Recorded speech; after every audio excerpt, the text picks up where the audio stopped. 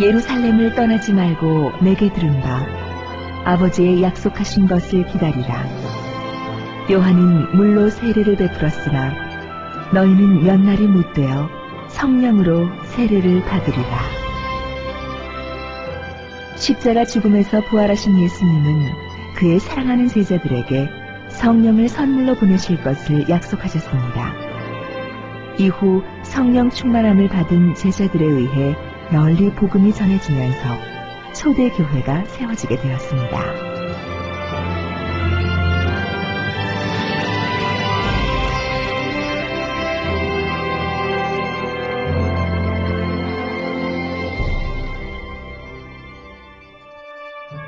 성령 강림절은 오순절에 마가의 다락방에 모여 기도하던 제자들에게 주님께서 약속하셨던 성령이 임재한 사건을 기념하는 날입니다.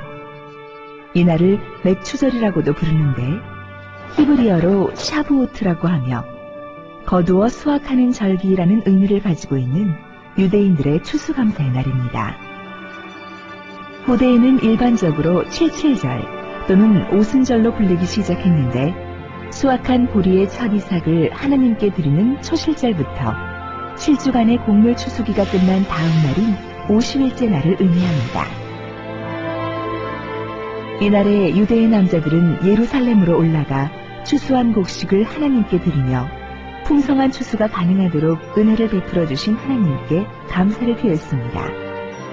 또한 인생의 모든 것이 오직 여호와께로만 말미암는다는 사실을 다시 한번 고백하는 의미로 모든 생활을 잠시 중단하고 하나님을 향한 자신의 신앙을 재무장하기 위해 성회로 모이는 날이기도 했습니다.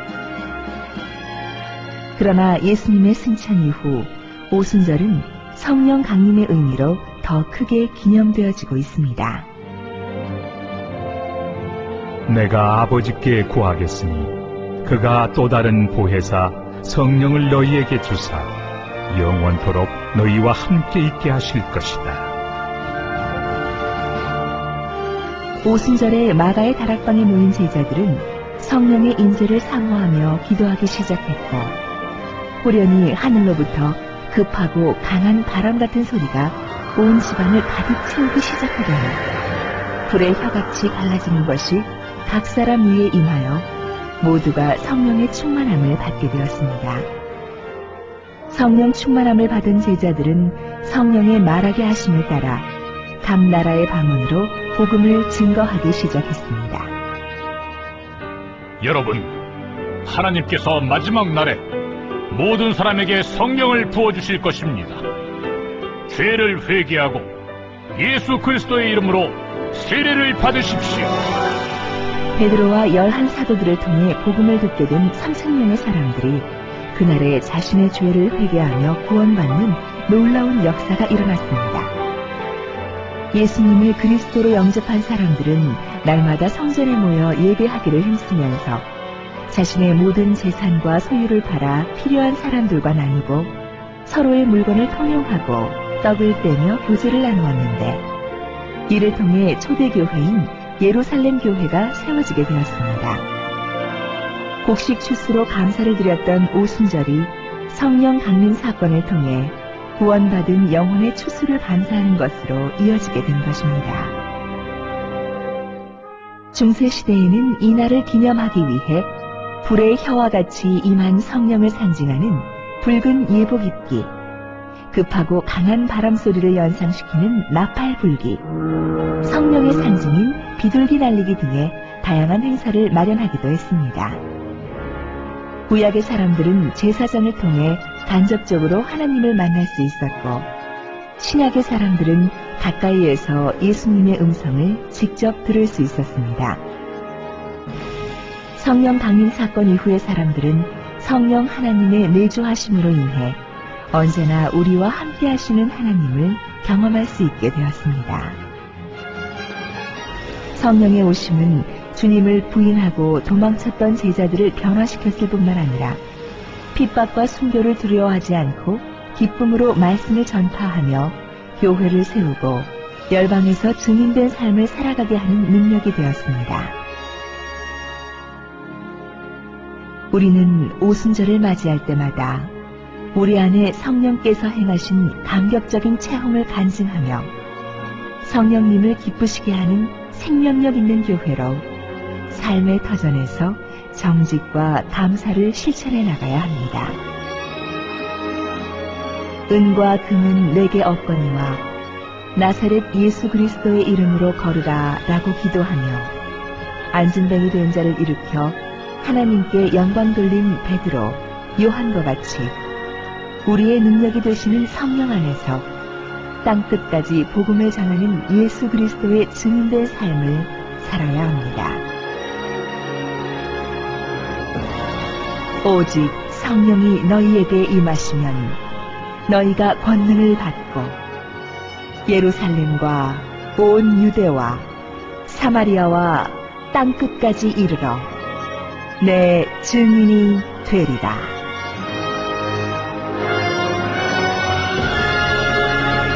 할렐루야. 에스겔이라는 선지자가 있었습니다. 그 에스겔이라는 선지자에게 하나님께서 환상을 보여주셨어요. 에스겔이 환상을 보니까 한 골짜기를 보여주십니다. 에스겔을 골짜기로 이끌고 가셔서 에스겔아 무엇이 보이느냐.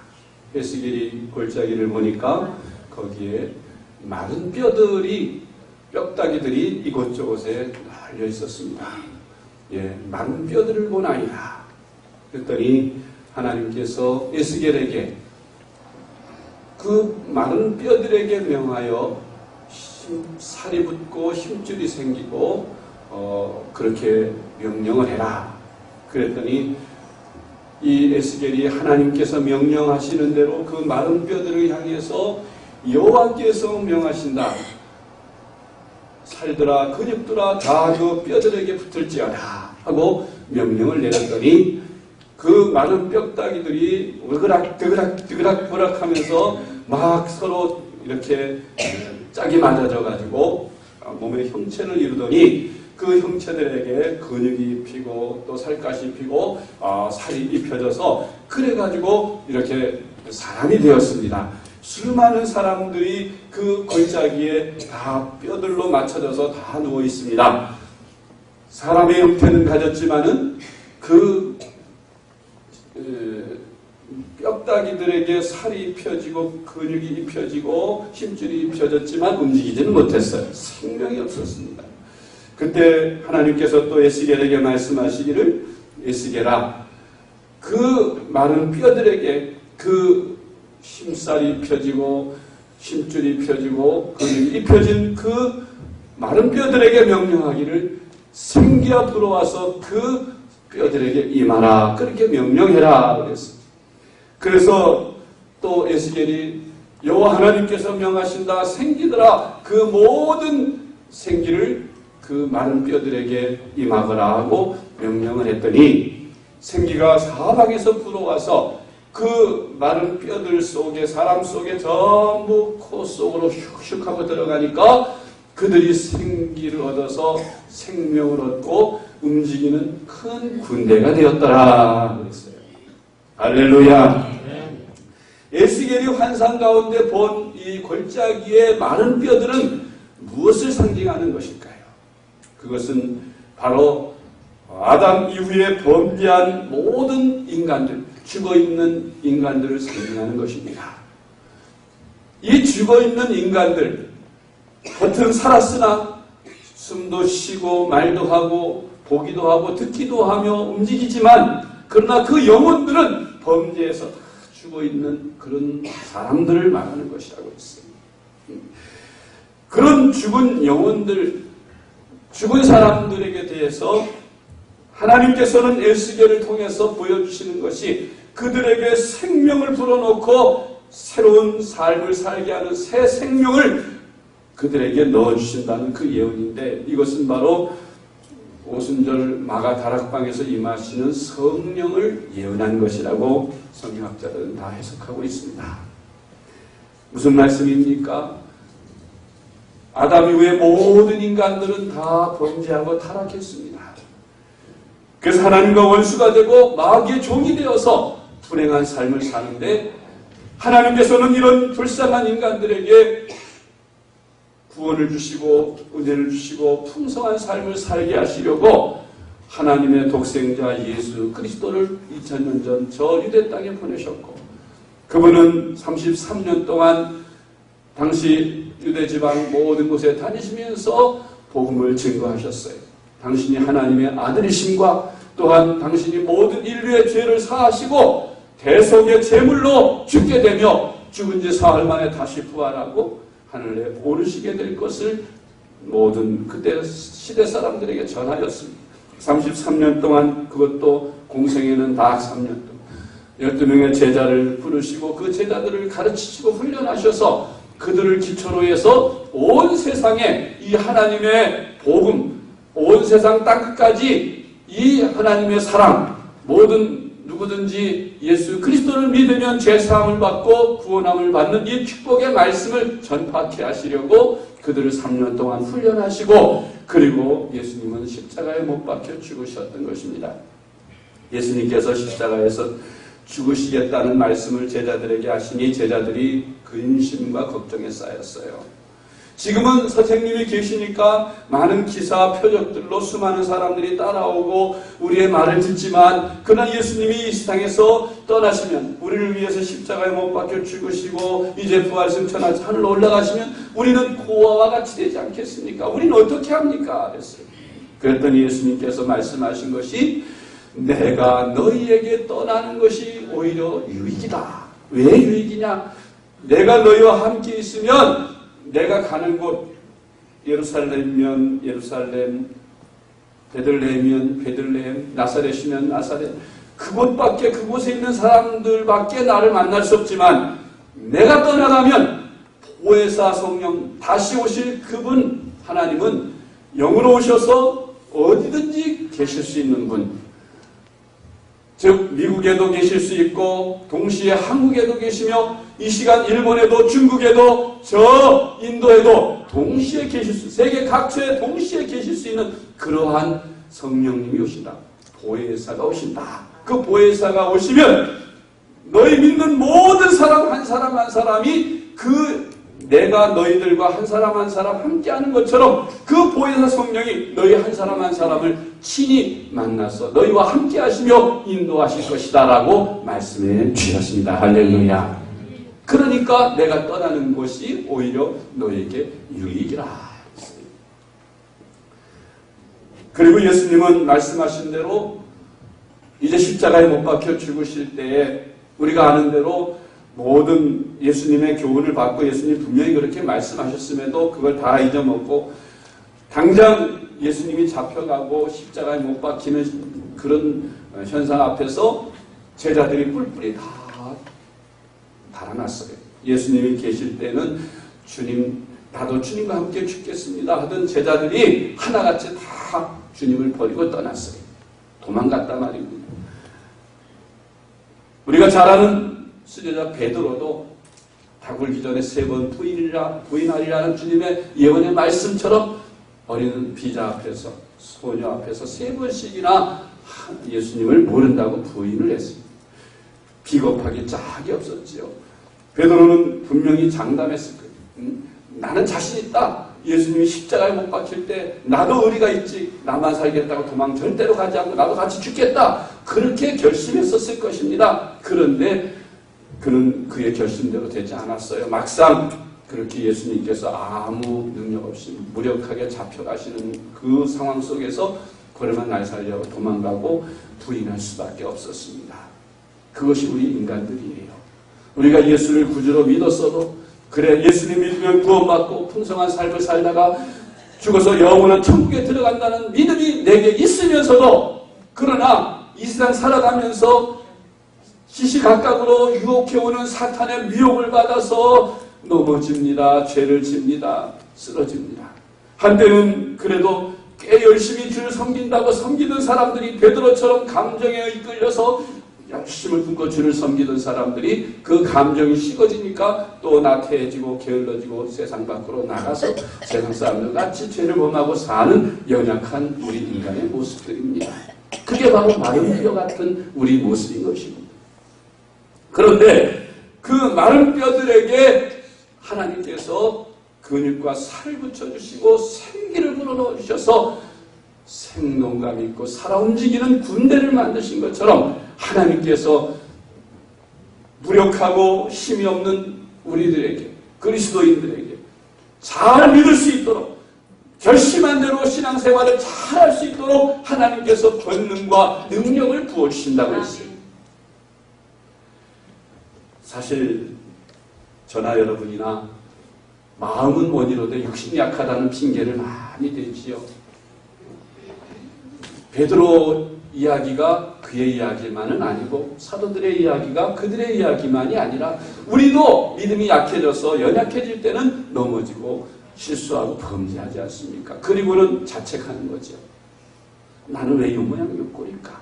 누구는 참 열심히 그렇게 섬겨 목숨까지 순교했다는데 나는 그 조그만 거 하나 유혹을 못 이기고 죄에 넘어지고 자빠지고 이게 내가 예수 믿는 사람인가? 이래가지고 내가 구원을 받겠노? 하면서 자책감에 빠질 때가 많이 있습니다. 좌절할 때도 많이 있습니다. 그래서 예수 믿는 게 갈등이 오고 낙심이 오고 좌절이 오고 절망이 오는 거예요. 그런데 여러분, 우리 그리스도인들로 그리스도인 되게 하는 힘이 있습니다. 기독교가 2000년 이 역사를 지나오는 동안에 기독교처럼 핍박을 많이 받은 종교가 없어요. 공산주의 앞에서, 로마 앞에서, 우리나라 일제 앞에서까지 예수 믿으면 잡아 죽이고 감옥에 가두고 수없이 핍박을 받았는데 기독교는 말살되지 않고 오늘날까지 계속 이렇게 전파되어 오며 전 세계에 복음이 전파되고 있습니다. 기독교가 이렇게 전파되어 오는 그 비결이 어디 있을까요? 그것은 저는 그렇게 생각합니다. 성령이 계시기 때문입니다. 만약 예수님께서 2000년 전에 아무리 기사와 표적과 능력을 행하셔서 뭐 5,000명을 먹이시고 12방주를 남기셨다든지 안진뱅이를 일으키시고 눈먼 소경을 눈을 뜨게 하시고 죽은 자를 살리시고 각양각색의 기적과 능력을 행하셔서 그때 당시에 수많은 사람들이 예수님을 따라다니고 믿었다 해도 그때 그것을 목격한 사람들 다 죽었어요. 사도들도 다 죽었어요. 그리고 속사도 시대에 그 직접 목격한 사람들로부터 이야기를 들었어요. 나는 목격했다. 내 아들아, 너는 그런 예수님을 잘 믿어라 하고 그 다음 세대까지 전달받은 그 시대도 속사도 시대라. 그리고 또 시대가 또 흘러서 제자의 제자로 계속해서 오늘날까지 오는 동안에 지금에 와서는 마치 성경 이야기가, 사도행전의 역사의 이야기가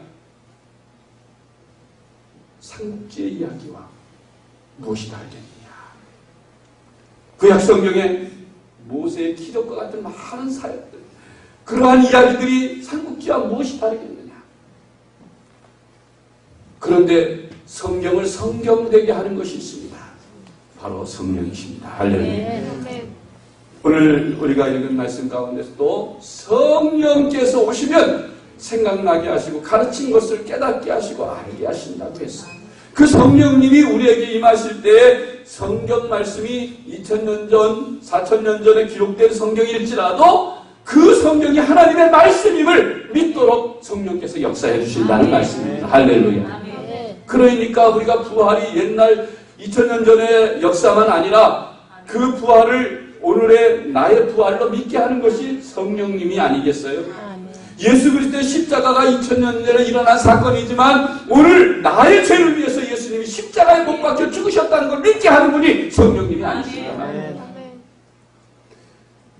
단순히 성령님은 우리가 죄를 지은 죄인이라서 예수를 구주로 영접하고 그래서 하나님 앞에 회개하고 구원을 받는 그 역사만 하시겠어요? 성령님이 그 일만 하시겠습니까? 아닙니다. 성령의 사역을 보면 성령께서는 사도행전 1장 8절에서 제자들에게 예수님께서 성령에 대해서 뭐라고 말씀하시죠?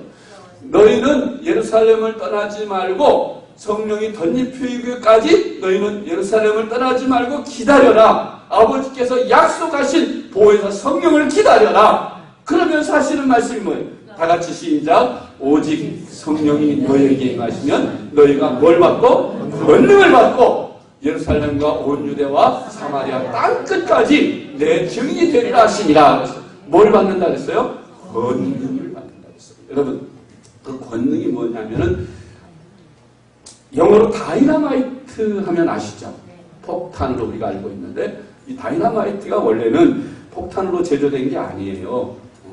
노벨이 이 다이너마이트를 제조할 때는 산업용으로 바위를 깨고 뭐 이렇게 우리에게 유익하게 쓰도록 만들었는데 이 악한 인간들이 그것을 사람을 살상하는데 무기로 만들어서 폭탄을 만들었어요. 이 다이너마이트가. 그래서 노벨이 너무나 안타까운 거예요. 자기는 그런 뜻으로 만들지 않고 그것을 만들어서 큰 돈을 벌었는데 이게 악하게 사람을 죽이는 것으로 사용되니 안 되겠다. 그래서 자기의 전 재산을 다 바쳐가지고 노벨상을 만들었어요.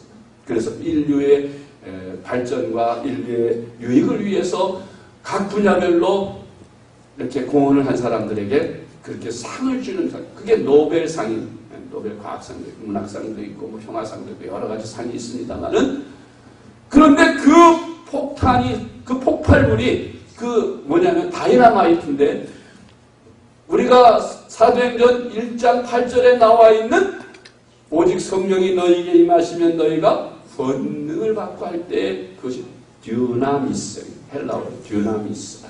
맞다. 듀나미스가 무슨 말이냐면은 영어로 다이너마이트란 말이에요. 다이너마이트란 말이 듀나미스에서 파생된 말이에요. 그래서 폭발력이 있고 다이너마이트와 같은 그런 엄청난 능력이 있는 힘을 얻게 된다는 겁니다. 그런 폭발력을 갖는 힘을 얻게 된다. 그래서 다이너마이트와 같은 권능을 얻게 되는데 여러분 예수를 믿고 그냥 있으면 그냥 힘없는 그리스도인 그저 죄인 줄 알면서도 마귀나 귀신에게 미혹받아서 그냥 죄짓고 끌려다니고 그렇게 비참하게 자기 자신을 자책하는 무능한 그리스도인이 되지만 그러나 성령을 받으면 달라진다. 그게 사도들에게 역력히 사도행전에 기록되어 있지 않습니까? 예수님이 십자가에 못 박히기 전에는 감정으로는 나도 주를 위해 죽겠다는 결심을 했지만 그러나 막상 환경이 당장 내 생명의 위협을 당할 때니까 예수님은 모른다고 부인할 수밖에 없었던 그런 모습을 우리가 볼 수 있는 거예요. 그러던 그들이 마가의 오순절 다락방에서 성령을 받게 되니까 그들이 변했어요. 달라졌어요. 어떻게 달라졌습니까? 두려움을 떨쳐버리고 거리로 뛰쳐나갔어요. 그때는 사람들을 피해서 숨어서 다락방, 사람들이 잘 보지 않는 으슥한 곳에 몰래 모여서 비밀 집회를 가졌어요. 그런데 그들이 다락방에서 뛰쳐나왔어요. 그건 뭐냐? 죽으면 죽으리라는 그런 담대함이 생겨진 거예요. 그냥 뛰어나온 것뿐만 아니라 나와서 예수 그리스도는 하나님의 아들이며 구세주이며 너희들이 십자가에 못 박은 그 예수 그리스도를 우리 하나님께서 다시 살리셨다고 담대히 증거했어요. 할렐루야. 사람들에게 외쳤어요. 그러면 그 예수님을 십자가에 못 박던 당시 권력자들이나 그 주변 모든 예수님을 막 조롱하고 멸시했던 사람들이 뭐라고 하겠어요? 저 미친놈들 할 거 아니에요. 그런데 얼마나 완강하게 담대하게 외쳤든지 사람들이 모여들었는데 또 그렇게 외칠 수 있도록 하나님께서 성령으로 사도들과 함께 하셨어요. 그게 첫 표적이 요한과 베드로가 성전 미문 곁을 지나다가 거기서 옛날부터 안진뱅이로 구걸하던 안진뱅이를 나사렛 예수의 이름으로 일으키는 사건이 일어납니다. 은과 금은 내게 없거니와 내가 내게 있는 것으로 내게 주노니 곧 나사렛 예수의 이름으로 일어나 걸어라 하고 담대하게 외치니까 그 안진뱅이가 벌떡 일어나서 뛰면서 걸으면서 하나님께 찬양하고 영광을 돌렸어요. 그 일을 계기로 수많은 사람들이 몰려들었어요. 그러면서 막 신기한 일이 일어나는 것 막 쳐다보니까 여러분들이요 이 능력이 나의 경건으로 말미암아 나온 것으로 생각하지 마시오. 바로 여러분들 십자가에 못 박은 그 예수 그리스도가 이와 같이 이 사람을 살렸다. 그 이름이 이 사람을 일으켰다고 외치면서 그러면서 복음을 전해서 하루에 3,000명이나 되는 사람들이 그 즉시로 예수 그리스도를 구주로 영접하는 역사가 일어났습니다. 할렐루야. 그러니까 막 예루살렘이 막 뒤집혀지는 거죠. 난리가 났습니다. 성령 받은 사도들, 성령 받은 성도들 110명이 나가서 막 예수는 그리스도요 하나님의 아들이며 죽은 자 가운데 다시 부활했다고 막 외치고 다니니까 예루살렘이 막 발칵 뒤집혔어요. 그리고 기사표력도 막 일어나니까 난리가 났습니다. 그러니까 관가에서 예수님을 십자가에 못 박은 관가에서 예수님을 살았다고, 예수님이 부활했다고 그렇게 외치고 다니는 사도들을 다 잡았어요. 잡아다가 그 중에서 야고보 사도를 참수를 했어요. 목베어 죽였단 말이에요. 그리고 베드로도 옥에 가둬놨어요. 그리고 제자들 매우 몽둥이로 때리고 막 고문을 했습니다. 더 이상 예수의 이름으로 말하지 말아라. 그럴 때 제자들이 뭐라고 했습니까? 베드로는 감옥에 갇혀서 이제 내일이면 죽을 텐데 베드로는 마음이 조금 더 두려워하거나 옛날 십자가에 못 박히기 전에 그런 베드로가 아니었어요. 태평하게 쿡 잠을 잤다 그랬어요. 하나님이 천사를 보내서 발로 걷어차가 깨워서 그래갖고 탈출시킬 때까지 베드로는 편안하게 잤어요. 그건 뭐예요? 야고보 사도가 이제 순교를 당했으니까 베드로도 나도 이제 저 뒤를 따라서 내일이면 나도 순교하겠구나 그렇게 생각하고 목숨을 드릴 생각으로 하나님 앞에 마음먹으니까 마음이 편안해졌어요. 그래서 그런 잠을 잘 수가 있었던 겁니다. 그런데 하나님께서 할 일 많은 베드로는 불러가시지 않고 그를 천사를 통해서 끌어내가지고 베드로로 하여금 많은 사역을 해서 교회를 기초를 든든히 세우도록 하셨어요. 다른 사도들에게 맨을 때리면서 너희가 더 이상 예수의 이름으로 말하지 말라고 공과 협박을 할 때 사도들 하나같이 하는 말이 우리가 당신들의 말을 듣는 것이 옳은지 하나님의 말씀을 듣는 것이 옳은지 너희 스스로 생각해보라고 다 담대하게 그들과 맞서 싸웠습니다. 기독교는 그렇게 핍박 속에서도 하루에 3,000명, 5,000명, 2만 명 막 늘어났어요. 핍박이 가해지니까 세계 각처로 흩어져서 안디옥으로 해서 저 데살로니가 전 세계로 기독교의 복음이 왕성하게 전파되게 되었던 것입니다. 할렐루야. 여러분, 에스겔 골짜기에 마른 뼈들과 같은 그리스도인, 예수는 믿었어도 성령을 받지 못한 성도들에게 마른 뼈와 같은 별 볼 일 없습니다. 여러분, 살이 펴지고 근육이 펴진 사람들이 예수 믿는 사람이라고 볼 수 있어요. KTX가 정말 잘 만들어졌죠. 서울에서 부산까지 단 3시간 정도 주파를 하니까 빨리 가는 거죠. 300km를 놓고 다니면. 그렇게 만들어졌어도 전기를 꽂지 않으면 꼼짝달싹하지 않습니다. 아무리 잘 만들어졌어도. 우리 그리스도인들이 아무리 능력 있는 예수 그리스도, 병을 고치는 예수 그리스도, 귀신을 쫓아내는 예수 그리스도, 예수님을 믿으면 권능을 받고 예수 믿는 사람, 나를 믿는 자는 내가 하는 일을 저도 할 것이요 이보다 더 큰 일도 하리라고 주님 분명히 말씀하셔서 그 전기에 꼽히기만 하면 우리도 권능을 받아서 KTX처럼 그냥 단숨에 저 부산까지 달려갈 수 있는 힘이 생겨진 것처럼 무능하고 무력하던 사도들에게 그 성령의 2만 볼트짜리가 팍 꽂혀지니까 그냥 권능이 생겨지고 능력이 생겨져서 앉은 명의를 일어나라 예수 일어나라 하니까 벌떡 일어나고 귀신들을 쫓아내고 희한한 능력이 나타나서 베드로의 그림자만 미쳐도 병자들이 낫는 역사가 일어났다고 그랬어요. 할렐루야. 초대교회가 이렇게 하나님의 살아계신 능력과 역사가 나타나고 가는 곳마다 귀신들이 쫓겨나가고 성령의 역사가 일어나서 병자들이 나음을 받으며 하나님의 살아계신 증거가 많이 나타난 것입니다. 이론이 아무리 기독교 이론이 좋고 말씀해도 실제로 체험하지 않으면 성령 받지 않으면 정이 있고 피지 않은 KTX나 다를 게 없습니다. 권능이 임해야 되는 것이에요. 능력이 임해야 제대로 그리스도인다운 삶을 살 수 있는 겁니다. 예수 믿는다는 이름은 가졌으나 경건의 모양만 있고 능력을 잃어버린 오늘날의 그리스도인 에스겔 골짜기의 마른 뼈다귀와 같은 저와 여러분 그렇지 않습니까? 우리에게 무슨 권능이 있습니까? 병자를 위해서 기도하면 병이 얼마나 낫습니까? 여러분 병자를 얼마나 고쳐보셨어요? 죽어가는 영혼들을 몇 사람이나 건져냈습니까?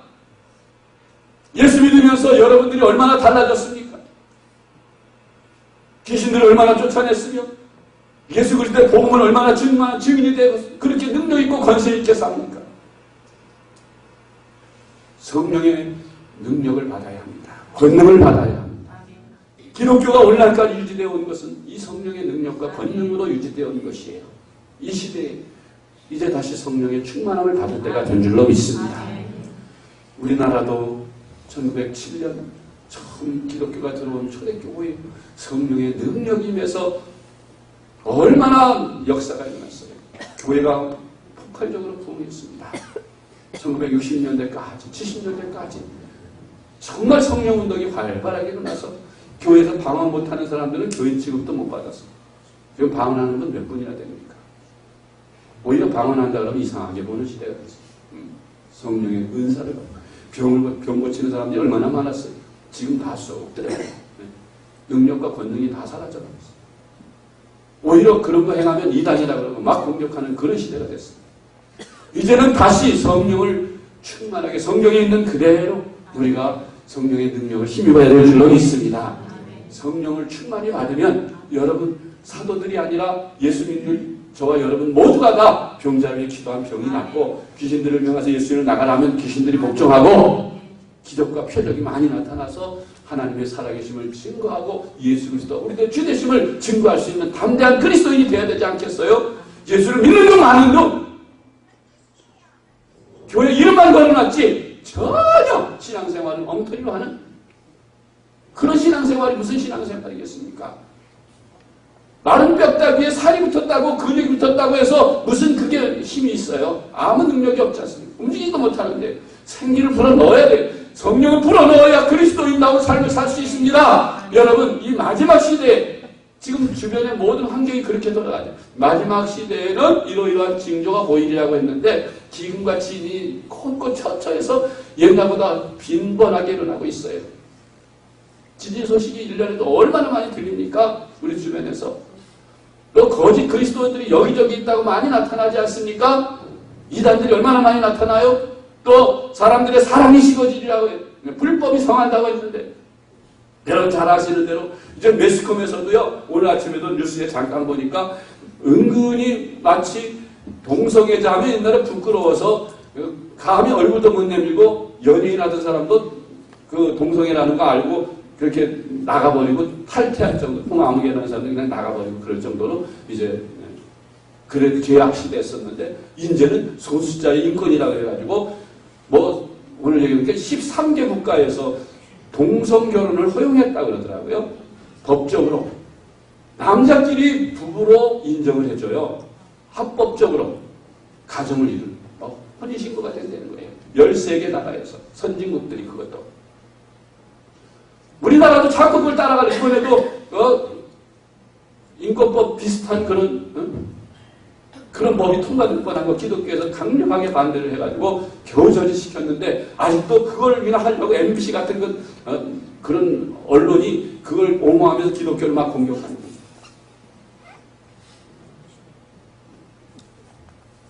그 기독교에서 그런 것들을 막고 그렇게 타락한 것 그런 것을 그냥 뭐 소수 인권법이라고 해서 넘어가는 게 아니고 문제가 심각합니다, 여러분. 만약에 내가 이렇게 설교를 하면 누가 고발하면 그냥 걸려 들어가게 돼 있어요. 그 법이 통과되면. 왜? 그들 소수자들, 그 동성애들도 자기들의 소수 취미고 인권, 자기들의 삶이 되는 거예요. 그걸 존중해줘야 된다는. 그건 죄악이라고 얘기하면 그거는 인권 모독이 돼서 고발하면 그냥 가서 내가 잡혀가야 돼요.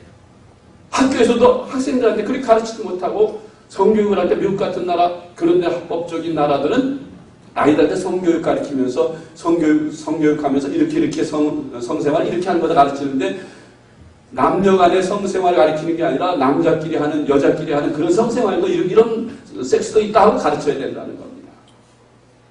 그게 세상에 그게 합법적으로 이제 발견되나지 이제 그것이 이제 되고 말 거예요. 우리나라도 그렇게 되는 날이 멀지 않았어요. 곧 보십시오. 기독교가 얼마나 반대해서 그걸 막겠습니까? 흐름이 그런 거예요. 세상 흐름이 그렇게 마귀적이고 세상적인 말세라서 이제 죄악이 소돔과 고모라 성이 왜 망했어요? 그런 죄악 때문에 망한 거 아니에요. 죄악이 관영해서 이제는 합법화되고 꽉 차버리고 이제는 옛날엔 간통법이 지금까지도 존재하지만 이제 그 간통법조차도 이제 없어진다. 이제 죄악을 당연시하고 개인의 인권을 존중한다는 명시하에 사탄은 완전히 세상을 죄악으로 물들어버리고 복잡하게 만들어버려요. 이럴 때 우리가 성령 충만을 받지 않고 능력을 받지 않으면 이 세상에서 이겨나갈 수 없고 승리할 수 없고 그리스도인다운 삶을 살아갈 수가 없습니다. 사랑하는 성도 여러분, 내가 능력 있고 권세 있는 그리스도인 되기를 원하십니까? 원하시면 아멘 하십시오. 그냥 이름만 그리스도인이 아니라 진짜 내가 하나님이 인정하시는 진실한 그리스도인, 예수 잘 믿는 그리스도인, 참으로 믿는 그리스도인, 가짜가 아닌 진짜 그런 그리스도인이 되려면 여러분 성령을 받으시기 바랍니다. 성령을 받아야 우리가 참된 그리스도인답게 살 수 있고 능력 있게 살 수 있고 세상을 하고 신나게 살 수 있어요. 권세 있게 살 수 있습니다. 세상에 큰 소리 치면서 살 수 있다는 말이에요. 그러려면 예수 그리스도 성령을 구주로, 우리가 예수님을 구주로 영접했으니 이제 성령을 받아서 이만걸 전기 KTX 꽂듯이 성령의 충만함 우리 머릿속에 꽂아야 돼.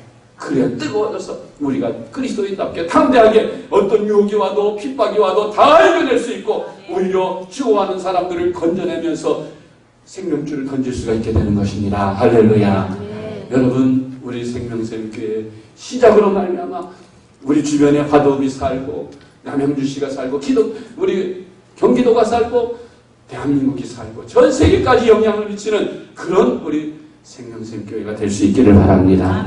성령 충만함을 사모하십시오. 우리 간절한 마음으로 사모하십시오. 먹고 사는 문제 바쁘고 해야 할 일 많지만 잠시 미뤄두고 초대교회 오순절 다락방에 120문도들이 할 일이 얼마나 많았겠어요. 그들이라고 먹고 살 일이 없었겠고 그들이 세상에 사는데 할 일이 없어서 매일 모여서 금식하며 기도했겠어요. 사모하며 기도했겠어요. 모든 걸 잠시 내려놓고 전심전력의 성령 받으니까 그 다음 문제는 하나님이 다 해결해 주셨어요. 여러분들도 하나님의 은혜를 사모하면서 간절한 마음으로 이 5일 동안, 그렇다고 뭐 직장도 다니지 말고 오직 기도만 하라는 거 아니에요.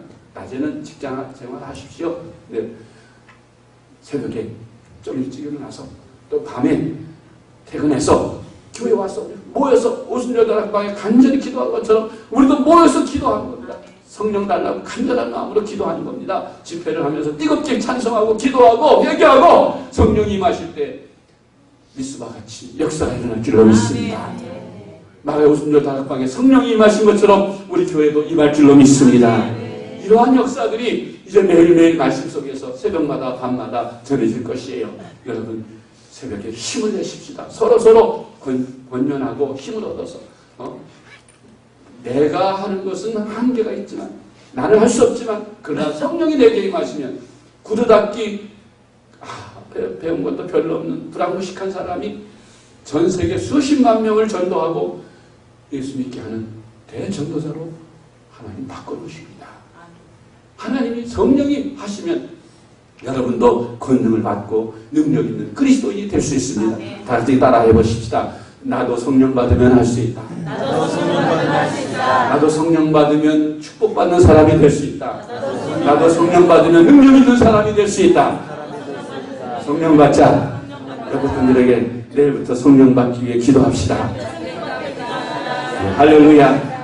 다 같이 일어나셔서 결단의 찬양을 하십시다. 그리고 기도